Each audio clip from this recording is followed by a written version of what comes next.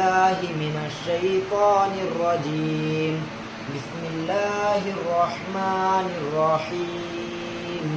أقم الصلاة لدلوك الشمس إلى غسق الليل وقرآن الفجر إن قرآن الفجر كان مشهودا ومن الليل فتهجد به نافلة لك عسى أن يبعثك ربك مقاما محمودا وقل رب أدخلني مدخل صدق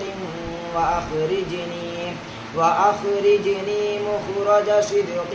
واجعل لي من لدنك سلطانا نصيرا